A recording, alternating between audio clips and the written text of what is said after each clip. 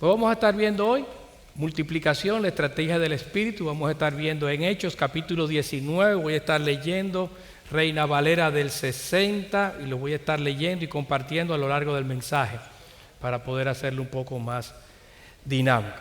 Y la verdad es que uno de los principios que vamos a ver es la adaptabilidad, y este mensaje fue preparado para una conferencia misionera para el año pasado y no se pudo dar por el COVID. A mi esposa y a mí nos dio el COVID unos días antes de salir, y ahora por razones del COVID, entonces hay que darlo ahora.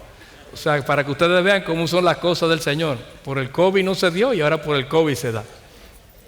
Entonces vamos a tratar de ver qué nos tiene el Señor para hoy. Sobre todo un fin de semana antes a pelea la buena batalla. Yo creo que aquí hay una buena estrategia para pelear la buena batalla que el Señor nos ha dejado. Entonces vamos a estar leyendo en Hechos capítulo 19, multiplicación, la estrategia del Espíritu. Y antes de leer el primer texto, yo quiero hacer una salvedad o quiero introducir con algunos conceptos. Lo primero es una diferencia entre lo que es complejo y la complejidad. Lo que es complejo, suenan parecidos, pero la verdad es que hay algunos que hacen una diferencia entre los dos conceptos. Lo complejo es, por ejemplo, un vehículo. Eso es algo complejo. ¿Por qué es complejo? Porque tiene una serie de aparatos, de instrumentos, de piezas que tienen que engranar una con otra de manera perfecta para que el carro pueda calentarse, el carro pueda acelerar y moverse, el carro pueda detenerse, pueda enfriar el motor. En fin, hay una serie de sistemas que tienen que trabajar al unísono o uno detrás de otro o de una manera coordinada para que el vehículo funcione. Eso es algo complejo. Y a partir del siglo XIX, con la Revolución Industrial, pues se pretendió utilizar mucho de esto, de lo que es complejo, para muchas de las cosas de la vida. Comenzó con las industrias, ¿verdad? Tratando de hacer, coordinar mejor todos estos procesos de las fábricas para tratar de dividir los trabajos, para hacerlo más eficiente, especializar los trabajos y las funciones, etc. Y de ahí eso ha saltado a muchas áreas del conocimiento, del trabajo, de la iglesia, etc.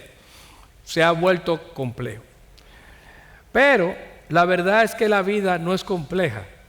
La vida tiene complejidad, que no es lo mismo. ¿A qué me refiero? Si usted quiere pensar en complejidad, piense más bien como en el juego de billar. Juego de billar, si usted recuerda, hay unas 10 bolitas que uno las pone en forma de triángulo al fondo de una mesa. Usted coge un taco, pone otra linda bolita de este lado, coge un taco que es un palo largo, le da a la bolita y esa bolita va y le da a las otras 10 bolas que están al final. Cuando eso le da a esas 10 bolas, todo sale disparado para donde sea. Usted no controla para dónde van esas bolas. Eso es complejidad. Es algo que realmente nosotros no controlamos. Es un efecto dominó. De hecho, se ha hablado de eso, se ha escrito sobre el efecto mariposa y todo eso, que es un fenómeno que comienza, pero usted no sabe cómo eso se va a desencadenar. Desencadena reacciones que no son controlables. Eso es la complejidad. Y había un general de los Estados Unidos, el general Stanley McChrystal. Él fue jefe de Estado Mayor Conjunto de las Fuerzas Especiales de Tarea en el 2004 en Irak, que estaban luchando contra Al-Qaeda. Y resulta que él no se explicaba por qué un ejército tan bien entrenado, sobre todo comandos y fuerzas especiales, con tanto entrenamiento bueno, tecnología de punta, armamento de punta, etcétera, estaba pasando tanto trabajo para someter a un grupo de personas sin todos estos beneficios. Ellos agarraban y si la inteligencia les decía que por aquí había una unidad de Al-Qaeda, pues ellos iban y rodeaban esta unidad, luchaban contra ellos, y cuando estaban aquí, resulta que salía por la izquierda, por otro lado, salía alguien y explotaba una bomba. y cuando venían y se devolvían para donde estaba la bomba, resulta que por otro lado le estaban tirando a sus espaldas. Decían, ¿qué es lo que está pasando? ¿Por qué la inteligencia solamente nos daba información sobre lo que estaba aconteciendo de este lado, pero nos sorprendieron aquí y nos sorprendieron atrás? Esto no debería de ser tan difícil. ¿Qué es lo que está sucediendo? Y resulta que ellos estaban entrenados, especializados con tecnología para enfrentar tareas complejas, pero descubrió que le faltaba algo para la complejidad.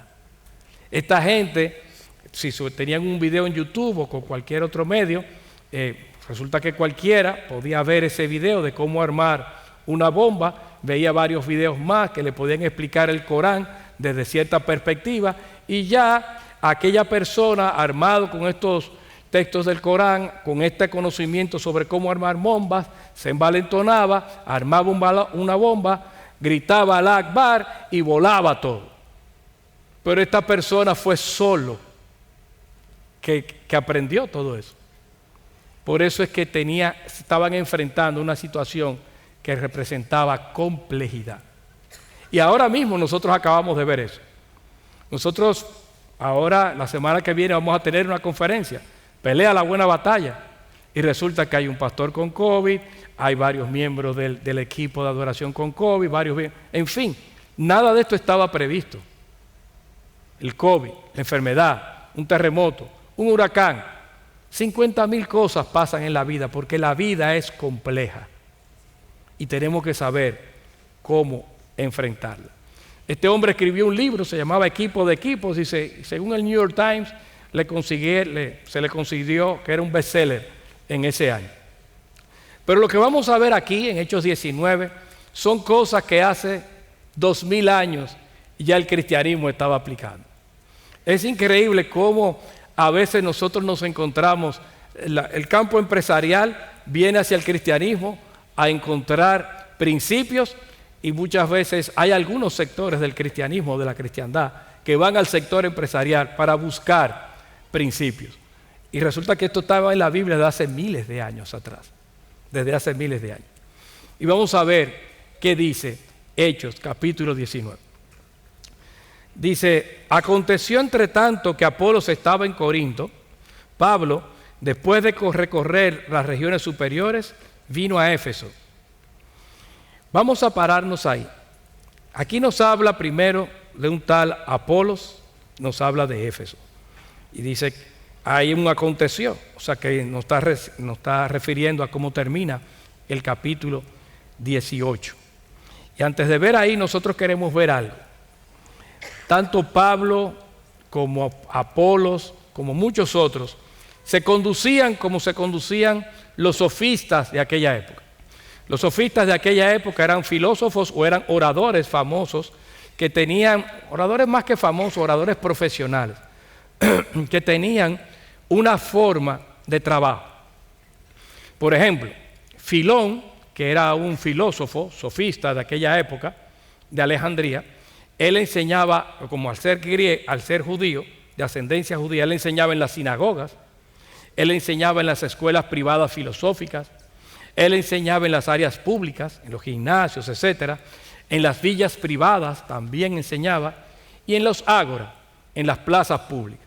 Eran las formas en que estos charlistas profesionales con erudición podían enseñar. Y Apolos, cuando veamos las características de él, tenía mucho parecido a estos sofistas. En el capítulo 18, a partir del versículo 24, nos dice que llegó entonces a Éfeso un judío llamado Apolos, natural de Alejandría, varón elocuente, poderoso en las Escrituras. Nos dice que era de Alejandría, la misma ciudad de Filón que acabamos de mencionar. Un tercio de esta ciudad eran judíos y era una ciudad de gran cultura en el norte de África, en Egipto. Era un hombre elocuente, nos dice este texto, es decir, que era un orador fluido, que era poderoso, era un orador capaz también, y era capaz en qué? En las Escrituras. Y tenía un espíritu fervoroso, nos dice el capítulo 25. Este había sido instruido en el camino del Señor, y siendo de espíritu fervoroso, hablaba y enseñaba diligentemente lo concerniente al Señor. Esa palabra fervoroso era como que tenía un espíritu que hervía dentro de sí. Dice que hablaba y enseñaba exactamente, con precisión, lo que decía la palabra de Dios. Sin embargo, este hombre que hablaba con denuedo, según dice el versículo 26, es decir, que hablaba con intrepidez, no temía los peligros.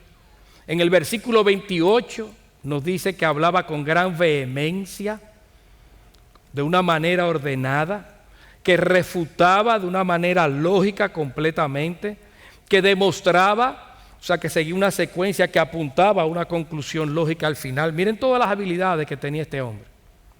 Sin embargo, dice el versículo 26, hay un pero. Pero cuando lo oyeron Priscila y Aquila, le tomaron aparte y les pusieron más exactamente el camino de Dios. Y da la razón en el versículo 25, porque solamente conocía el bautismo de Juan. ¿Quiénes eran estas personas, Priscila y Aquila? Bueno, si ustedes ven, el capítulo 18, a partir del versículo 1, nos dice que después de estas cosas, Pablo salió de Atenas y fue a Corinto, y halló allí a un judío llamado Aquila, natural del Ponto, recién venido de Italia, con Priscila, su mujer. Por cuanto Claudio había mandado a todos los judíos que saliesen de Roma, fue a ellos. Y como era del mismo oficio, se quedó con ellos y trabajaban juntos, pues el oficio de ellos era hacer tiendas. Conociendo a Pablo, se encuentra estas dos personas que tienen el mismo oficio de hacer tiendas, se pasaban el día entero haciendo esto, pues obviamente iban a hablar del reino de Dios. Si uno conoce un poquito a Pablo, de eso era que iban a estar hablando. Y Pablo entrena a Priscila y Aquila y los deja más adelante en Éfeso. Es así que entonces Priscila y Aquila, habiendo sido entrenados por Pablo anteriormente, ven a Apolos, ven un gran candidato, ven que tiene este pequeño problemita o este asunto por resolver y lo llaman aparte. Ese término que lo llaman aparte no fue que lo llevaron a un lado de un pasillo, sino que lo acogieron en su casa. Quizá lo invitaron a una cenita, en aquella época no había cafecito, pero si hubiera habido, ¿verdad? Nos tomamos un cafecito, una tostadita, etcétera, y ahí pues compartimos con tranquilidad, en paz, con calma, y le explicaron a Apolos más exactamente el camino del Señor. Apolos fue lo suficientemente humilde como para recibir la instrucción de Priscila y Aquila. Él pudo haber dicho, pero ¿quiénes son ustedes? Yo soy un orador, yo soy un sofista, un orador con cierta formación, un erudito, yo vengo de Alejandría, yo tengo conocimiento, ustedes lo que viven haciendo es tienda de campaña, un par de comerciantes, de esto yo sé más que ustedes. Sin embargo, él escuchó. Priscila y Aquila habían tenido un buen maestro también, habían tenido a Pablo y le explicaron con mayor precisión las Escrituras. ¿Qué aconteció después? Bueno, dice versículo a partir del 27, queriendo él pasar a Acaya, devolverse otra vez a Grecia, los hermanos le animaron y escribieron a los discípulos que le recibiesen. Y llegado él allá, fue de gran provecho a los que por la gracia habían creído. Y da las razones que ya vimos, porque con gran vehemencia refutaba públicamente a los judíos, demostrando por las Escrituras que Jesús era el Cristo. Por lo tanto, nosotros tenemos hasta ahora una cadena de multiplicación. Pablo se multiplica ¿en quién? En Aquila y Priscila. Aquila y Priscila se multiplican ¿en quién? En Apolos. Fíjense cómo va la cosa. Y ahora Priscila y Aquila mandan a Apolos a Corinto y le escriben cartas allá a los hermanos para que los reciban también y lo ayuden. Una cadena de eventos. Hay adaptabilidad. Si ustedes notan, aquí hay comunicación, aquí hay confianza, aquí hay una unidad de propósito, porque no era que una persona hablaba sobre el bautismo de Juan y otros hablaban que Jesucristo era el Mesías. No, había una unidad de propósito. Todos creían que Jesucristo era el Mesías, el reino de Dios, etc. Había un trabajo en equipo también y había sobre todo adaptabilidad, que es un requisito o una virtud que en el mundo empresarial se entiende que tienen que tener las empresas para que puedan echar hacia adelante en este mundo. Y en este mundo que ya hemos visto que tiene complejidad, la adaptabilidad es clave. ¿Cómo se veían estos hermanos?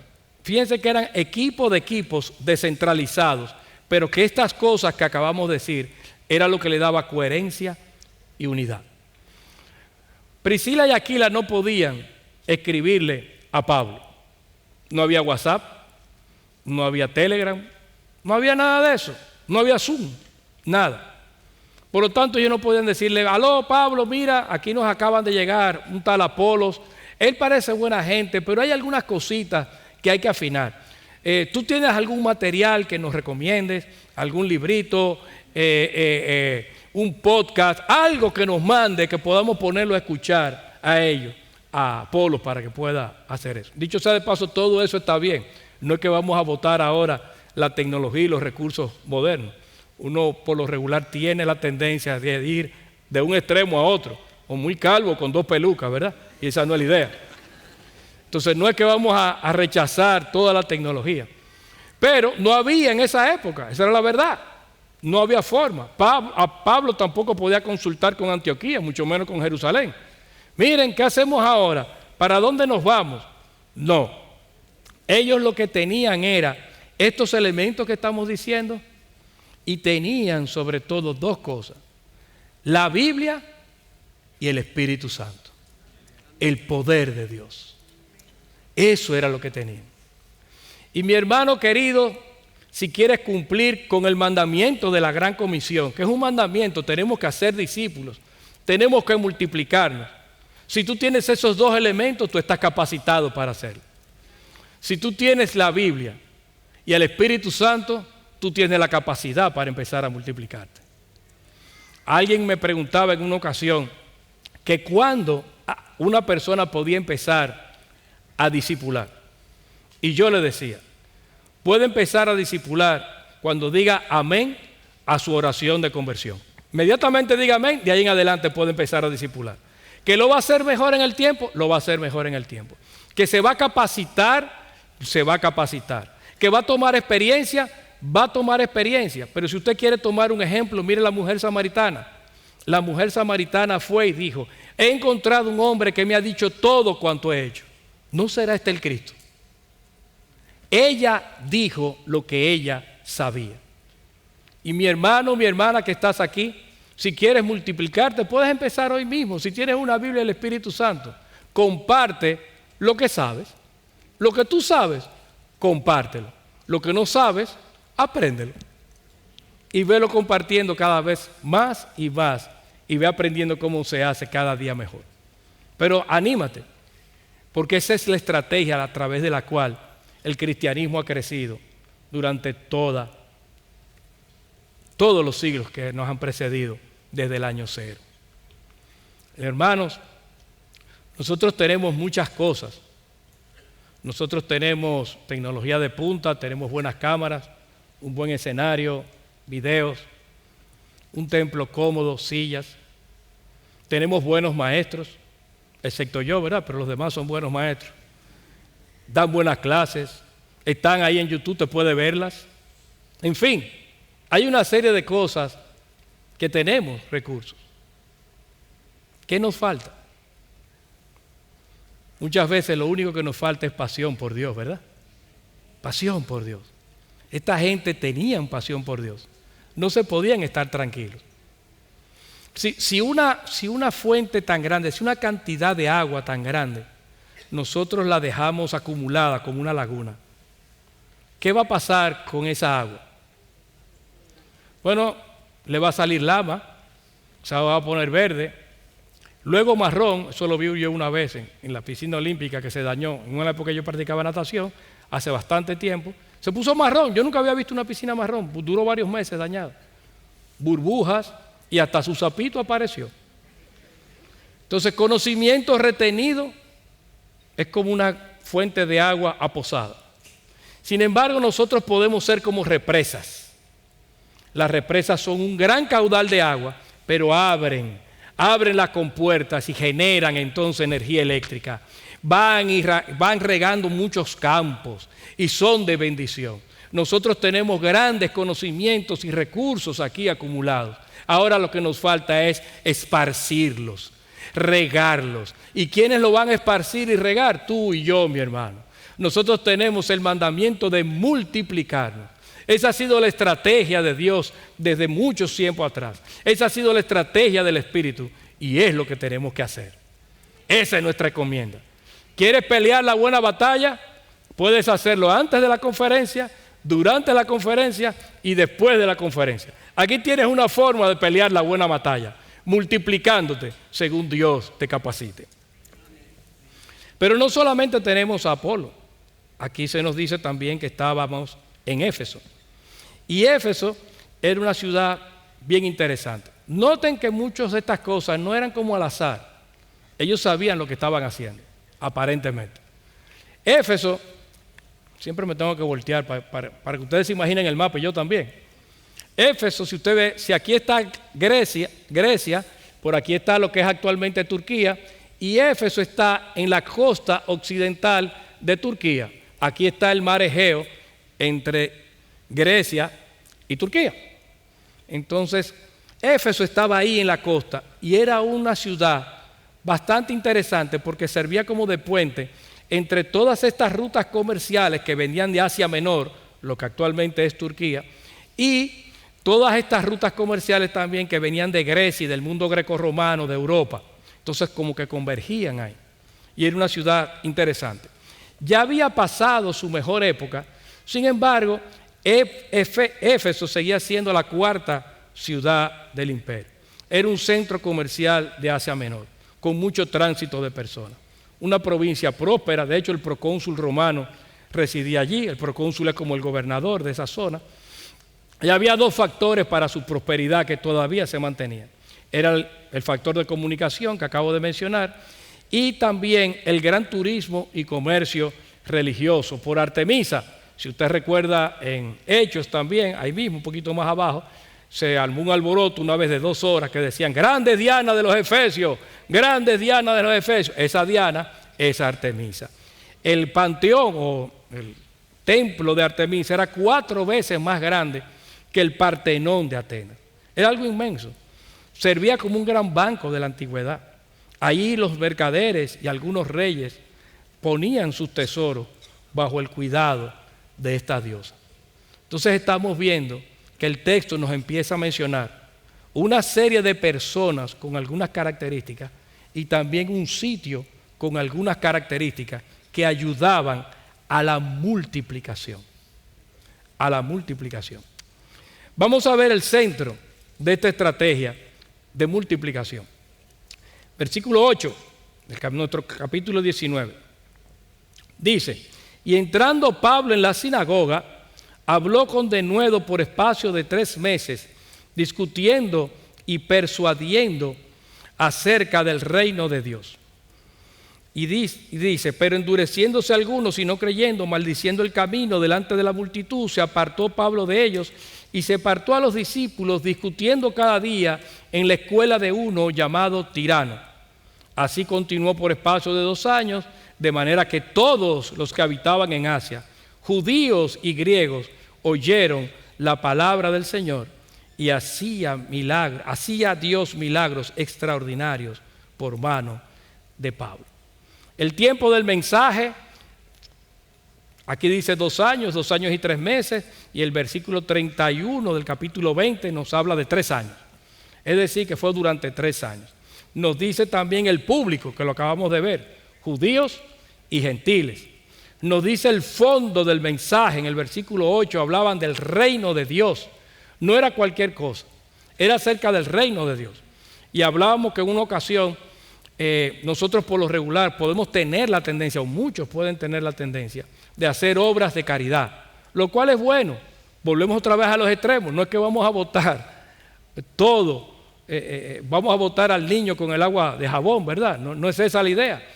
Pero si solamente nos quedamos con las obras de caridad, no vamos a poder llevar el evangelio del reino. Yo recuerdo que por aquí pasó un hermano que había sido un exadicto y le predicaba el evangelio a adictos, y él testificaba que cuando él era un adicto, él sabía ubicar a hermanos cristianos y dice, mira, si tú le haces una historia triste a estos hermanos y sabes tocar algunas áreas, ellos te van a entregar dinero. ¿Y qué hacía él con el dinero? Pues se compraba sustancia. Entonces el entregar, el hacer relaciones públicas, el hacer la obra de caridad sin el evangelio se queda corto. Vamos a hacer obras de caridad, claro que sí. Obras de misericordia, claro que sí. Pero tienen que ir acompañadas con el mensaje del reino. Si no, nos vamos a quedar en el aire. No hacemos mucho, lo he dicho en otras ocasiones, mandando gente sana y bien vestida al infierno. No hacemos mucho. Además de que decía también en el otro mensaje, y quizás muchos de aquí de cierta edad se acuerdan, que eso de entregar la fundita de caridad no es muy efectivo, porque usted, como acabamos de explicar muchas veces, la gente puede tomar la fundita simplemente por el beneficio. Y aquí quizás algunos recuerden que hubo una época en nuestro país donde políticos acostumbraban a dar la fundita y ahí mismo le gritaban, le tomamos la fundita y no somos del partido ese. Entonces, así mismo pueden hacer con nosotros. Le tomamos el dinero, le tomamos la fundita, le tomamos lo que sea, y a evangelio no nos interesa. Por lo tanto, el fondo del mensaje era el reino de Dios, que Dios se hizo hombre, tomó forma humana y vino aquí a pagar por pecadores. Lo que tú y yo no podíamos hacer, lo hizo Él para satisfacer la justicia divina. Y ahora el reino de Dios ha sido inaugurado. Pentecostés ocurrió, vino el Espíritu Santo, bajó, nos llenó a todos los creyentes, los hijos de Dios. Y ahora esa nueva era de este reino de Dios que ha invadido este sitio, este mundo, todos y cada uno de nosotros somos ciudadanos del reino con el poder de Dios dentro de nosotros para predicar el evangelio del reino y para multiplicarnos. Nosotros somos los que tenemos este mensaje y tenemos esta conducta y tenemos esta vida que mostrarle a los demás. Es tiempo de multiplicarnos.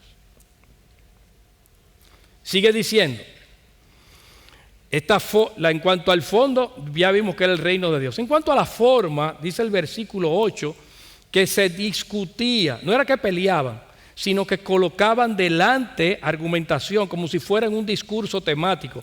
Explicaban de manera tal que llevaba a la ponderación, a la reflexión, a la meditación. Tenían que resolver algunas cosas en su mente los oyentes. No solamente eso, sino también dice que persuadía, se convencía con argumentos a las personas. Entonces fíjense que no es solamente un activismo. Hay una obra tesonera de estar haciendo cosas, de estar enseñando, de estar convenciendo, de estar presentando una verdad de determinada manera.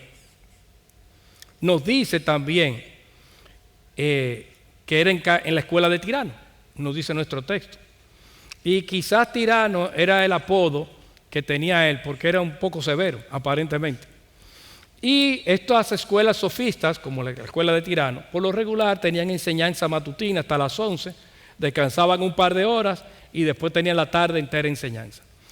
Cuando Pablo dice en el versículo 31 del capítulo 20, dice lo siguiente: acuérdense que por 3 años, de noche y de día, no he cesado de amonestar con lágrimas a cada uno.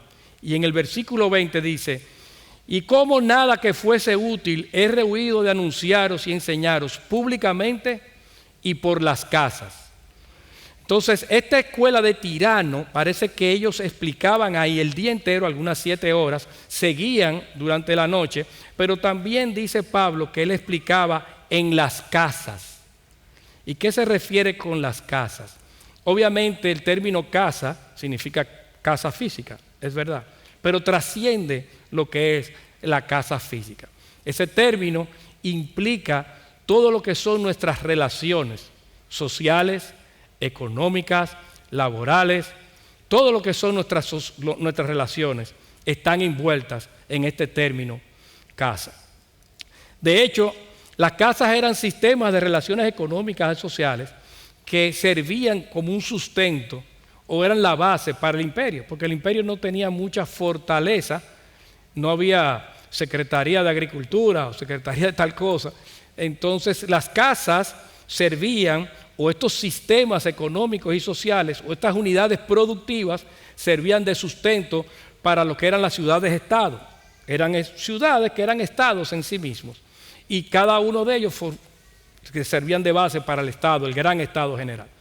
Entonces, en la medida en que eran más saludables estas casas, pues el estado tendría más recursos para poder cubrir una serie de gastos. O sea, eran claves para el desarrollo social y económico de esa época.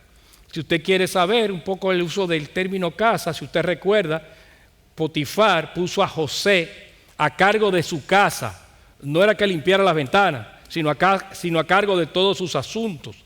En Hechos también se le habla al carcelero de Filipos que serás salvo tú y tu casa. No es que la casa se iba a convertir, la casa física, sino todo en las cosas que él estaba involucrado.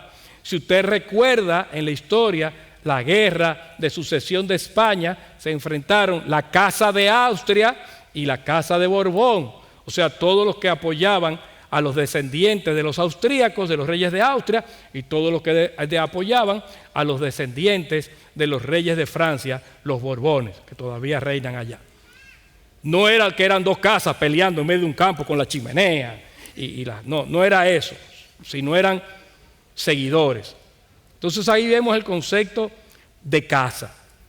Estas casas fueron claves para el desarrollo de la iglesia. De hecho, los arqueólogos, descubriendo casas físicas de aquella época del mundo greco-romano, nos hablan de que una casa por lo regular tenía capacidad para recibir en su área social algunas 20 o 30 personas. Quizá una villa romana podía llegar a alcanzar 100 personas.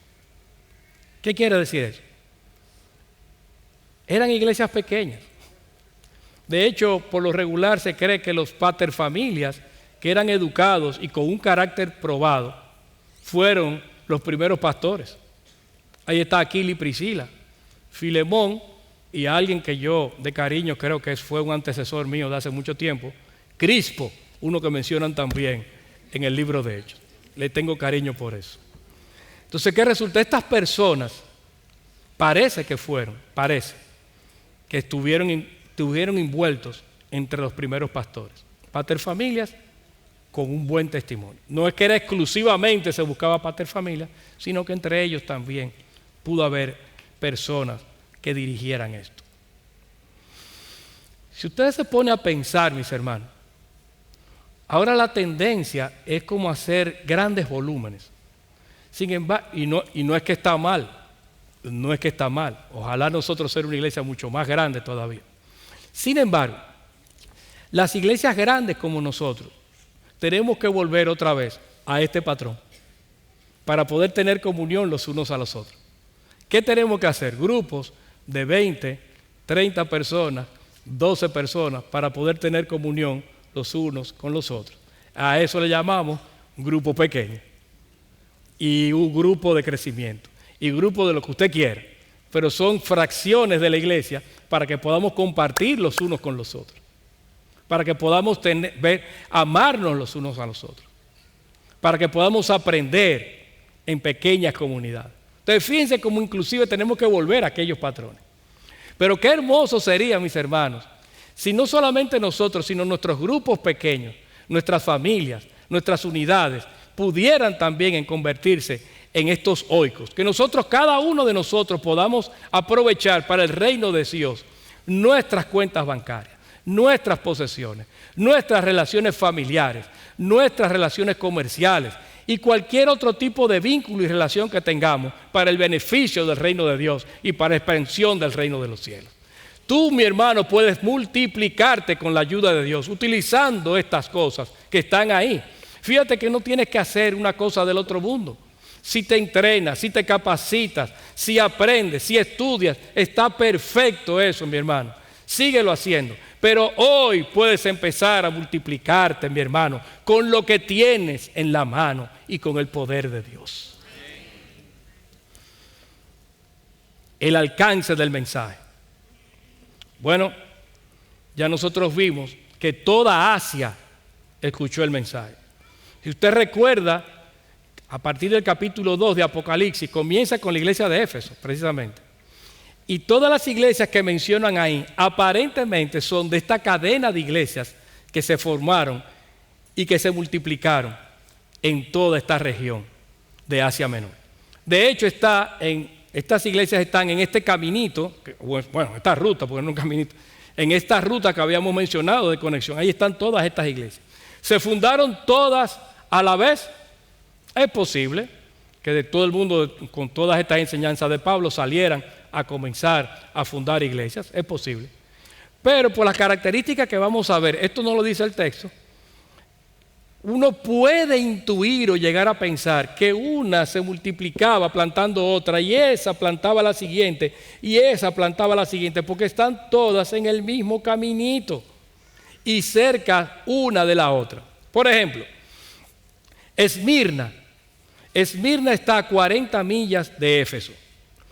Pérgamo está a 65 millas de Esmirna. Tiatira está a 45 millas de Pérgamo. Noten que es la última que mencioné. Sardis está a 30 millas de Tiatira. Filadelfia a 25 millas de Sardis. Y la Odisea a 40 millas de Éfeso. Todas están una detrás de la otra, y hay tres que están bien cerca. O sea que da la impresión de que hubo un efecto de multiplicación.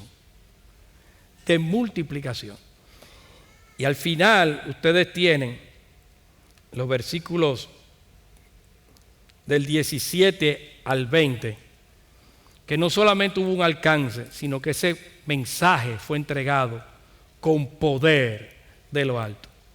Dice, y esto fue notorio, esto es que había unos exorcistas ambulantes y pasaron vergüenza porque el demonio los dominó, estos exorcistas ambulantes. Y dice que esto fue notorio a los que habitaban, a partir del versículo 17, a los que habitaban en Éfeso, así judíos como griegos, y tuvieron temor todos ellos, y era magnificado el nombre del Señor Jesús. Y muchos de los que habían creído venían confesando y dando cuenta de sus hechos. Asimismo, muchos de los que habían practicado la magia trajeron los libros y los quemaron delante de todos. Y hecha la cuenta de su precio, hallaron que era 50,000 piezas de plata. Así, de esa manera, crecía y prevalecía poderosamente la palabra del Señor. Crecía y prevalecía con milagros, con obras de poder. Cuando dice que prevalecía, significa que, según el diccionario RAE, la Real Academia Española, significa que algo que prevalece, que tiene una característica que es superior a otra. Es algo o alguien que tiene algo que supera a los demás. Dice que así prevalecía con poder de lo alto el evangelio y la palabra del Señor Jesús. ¿Con qué era que prevalecía? Con poder de lo alto. Estamos de acuerdo que podemos tomar metodología. Hay un libro que, no recuerdo el autor, pero habla de la McDonaldización de la iglesia. Ese fue el título que le puso el autor. Y es porque hay algunas esferas que creen como que tenemos que multiplicar las iglesias bajo una cierta metodología, como si fuéramos empresas comerciales que nos reprodujéramos de estos de comida rápida. Por eso el título. O sea, la carne tiene que haber tal proporción de carne, le das una vuelta, le das otra vuelta, una cierta cantidad de aceite. El pan tiene que ser de tal forma, tiene que salir la hamburguesa en tantos minutos, y la hamburguesa que te comes aquí es la misma hamburguesa que te comes allá. La gente y la iglesia es diferente. Nosotros estamos viviendo en un mundo cambiante y necesitamos adaptabilidad. Y lo mejor que podemos tener para enfrentar este mundo cambiante es el poder de Dios. Con eso fue que creció la iglesia, con el poder de Dios. Decía A.W. Tozer que, en principio del siglo XX, él decía que la iglesia tiene muchísimos recursos y herramientas como nunca antes en la historia la había tenido. Pero cuánta falta de poder nos hace falta, no tenemos. Y si es algo que tenemos que buscar, es el poder de Dios. Que nos dé pasión por su obra, que nos dé pasión por Él. Que deseamos abrir nuestras bocas para compartir nuestra fe con los demás, con nuestros vecinos, con nuestros amigos, con nuestros compañeros de trabajo. Que nos multipliquemos, porque para eso es que estamos aquí, para pelear la buena batalla, antes de la conferencia y después también.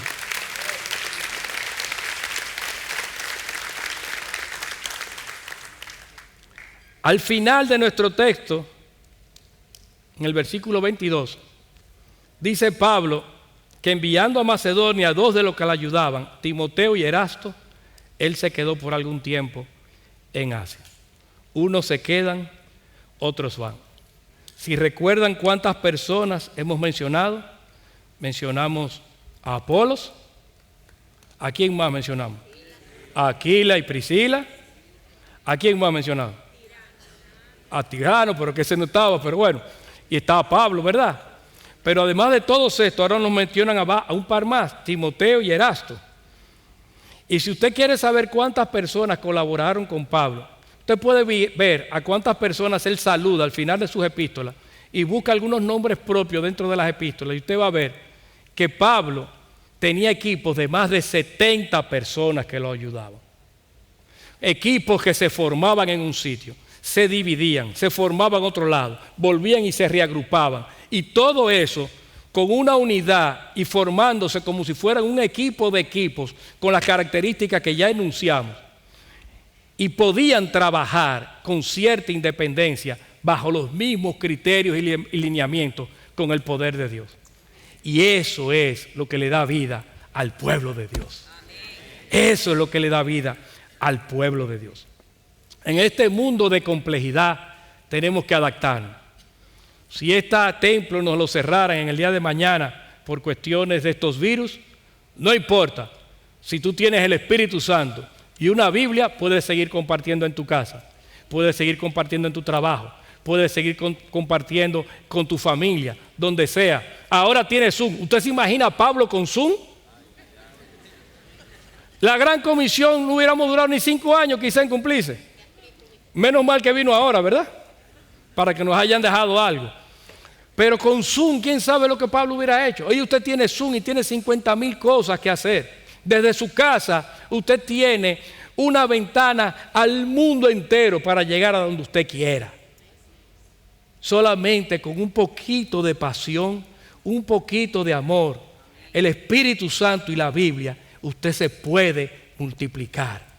Y puede aprender cuanto quiera también para hacerlo mejor. Entonces, en este mundo de complejidad, la estrategia divina de multiplicación descentralizada es clave.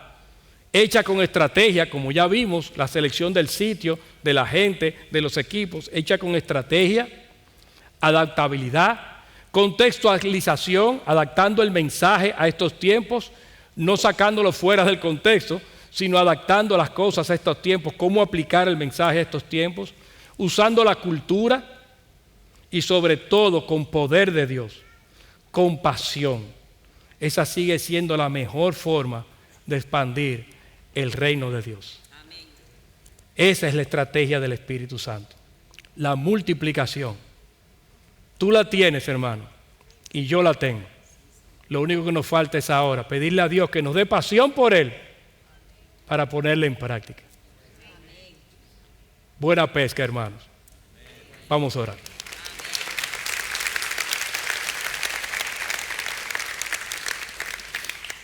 Oremos. Padre que estás en los cielos, Señor, nosotros queremos darte las gracias por la cantidad de dones y talentos reunidos en esta mañana aquí en este templo. Por la cantidad de dones y talentos esparcidos en muchas de las personas que nos escuchan. Queremos rogarte por ellos. Tú nos traes a la mente inclusive la comunidad en Bogotá. Bendice a ese pequeño grupo de hermanos para que ellos puedan seguir creciendo y multiplicándose, Señor, en esa ciudad. Asimismo, Señor, en toda ciudad de Latinoamérica y del mundo, donde haya hermanos fieles a ti, Señor, nosotros te rogamos que tú los ayudes a poder abrir sus labios y a compartir sus casas y sus vidas con las personas que los rodean. Capacítanos, Señor. Ayúdanos a no salir diferentes, a no salir iguales a como entramos. Ayúdanos a salir diferentes, con mayor pasión por ti, con mayor amor por ti. Que podamos pelear la buena batalla con tus herramientas, con el poder de tu Santo Espíritu. Señor, y es posible que aquí haya alguien hoy que no conozca de tu palabra, que no haya sido nacido de arriba. Yo te ruego, Padre, que tú lo traigas a conversión, que tú lo hagas nacer de lo alto. Si hay aquí algún amigo que está sentado en medio nuestro y que no ha aceptado todavía a Cristo como su Salvador, yo te animo a que te acerques al final aquí delante. Si tienes preguntas, si te las vamos a contestar. Si no, acércate a cualquier hermano que esté a tu alrededor. Que estos hermanos, con el poder del Espíritu Santo y con una Biblia abierta, van a poder explicarte con mayor precisión el mensaje del Evangelio. Señor, que estas palabras que acabamos de decir no caigan en vanos, en mera palabrería. Ayúdanos como comunidad a poder ser sensibles a la voz de tu Espíritu, poder ser instrumentos tuyos para multiplicarnos y guiar a otros a la fe. Gracias, Padre, por tu bendición. Gracias, Padre, por este día. Bendice a cada hermano aquí presente, a cada persona reunida aquí. Que tengan un buen fin de semana y una semana, Señor, en la que puedan ser pescadores de hombres, multiplicándose, Señor, como tú has dispuesto, has mandado y tu Espíritu nos ha guiado. En Cristo Jesús. Amén. Gracias por acceder a este recurso. Espero que haya sido de gran bendición para tu vida. Te sugiero que te suscribas a este canal de forma que tú puedas recibir notificación la próxima vez que hayamos subido un nuevo recurso que pueda servirte de instrucción y bendición.